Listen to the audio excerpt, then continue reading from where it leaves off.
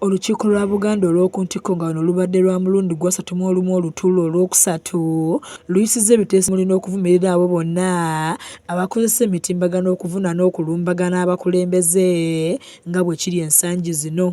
Olukiiko luno lutudde mu ssetteeserezo wa Bulange Mmengo nga lwetabiddwamu ne mukuumaddamula munnamateeka Charles Peter Mayiga nga lubaddemu n'okulayiza abakiise abaggya okubadde abaami b'amagombolola abaggya. Katikkiro Mayiga yasoose kutangaaza ku bulamu bwa Ssaabasajja Kabaka n'ategeeza nti ali bweru wa ggwanga afuna bujjanjabi ng'alaze okusoomoozebwa kwayitamu olw'abantu abamutaddeko akazito olwa Kabaka takyalabikako mu bantu. Ali bweru wa ggwanga naye gy'ali era abalamusizza nnyo. Nga 21 March Ssaabasajja Kabaka yagenda e Bulaaya okulaba abasawo be. Abasawo baali beetaaga okwongera okumwekebejja nga abali kumpi n'okulondoola obujjanjabi bw'atyo n'atasobola kudda mu budde. Ssaabasajja ajja kudda ng'abasawo naye yennyini nga bamatidde nti essa kwatuuse mu bujjanjabi lisaanidde akomewo. Katikkiro asabye abantu ba Beene okuba abagumiikiriza kuba obulamu bwa Kabaka kikulu nnyo era nga buli ekikolebwa kikolebwa abakugu abamujjanjaba ng'alabudde ababungeesa eŋŋambo ku mitimbagano n'abasaba okugikozesa mu bibakulaakulanya. Baagala amala okutereera bulungi naye nga lwali era nga munzisa oba mukiyita mutya akazito nga munzisa akazito naye obulamu bwa Kabaka kye kisinga obukulu. Katikkiro ayogedde ku nsonga z'abasuubuzi abaggala amaduuka gaabwe gye buvuddeko nga beemulugunya ku nsonga ez'enjawulo ng'aliko amagezi g'awadde ku nsonga eno.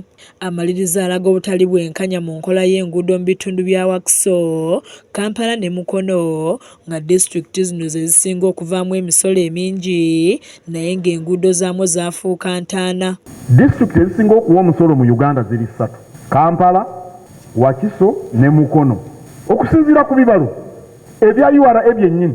Naye enguudo ezisinga okuba embi mu Uganda yonna ziri Kampala, ziri Wakiso, ziri Mukono. Nze ekyo kyannema okutegeera. Ntambuddeko nagenda e Karamojja, mbadde e Bunyoro, mbadde Mwankole, mbadde wa yonna enguudo kawerette. Awamu ovuga n'omala essaawa ennamba tonalaba mmotoka wadde n'emu. Okojja wano e Nakawuka.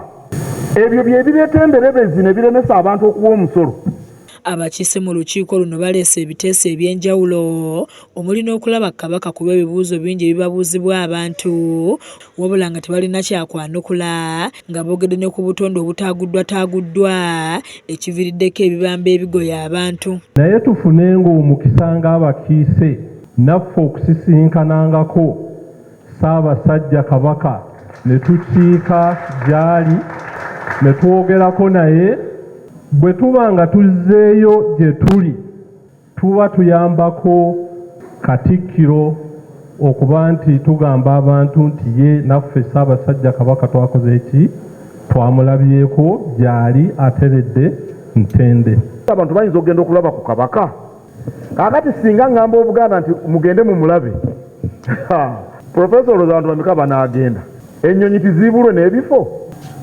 Katuleke naye Kabaka bamulaba. Oluvannyuma minisita wa kabineeti abaganye n'ensonga z'olukiiko Oweekitiibwa Noah Kiyimba asomedde olukiiko ebimu ku biteeso ebiyisiddwa omuli n'eya gavumenti okuyimbula abantu abavundira mu makomera olw'ensonga z'ebyobufuzi. Olukiiko luddamu okusaba gavumenti nti abavubuka bonna abaasibibwa olw'ebyobufuzi bateebwe era luwagira kaweefube yenna alubirira okuyimbula abasibe abo. Kizza Peter yakusakidde eggulire lino ku lwa KSTV agaleero.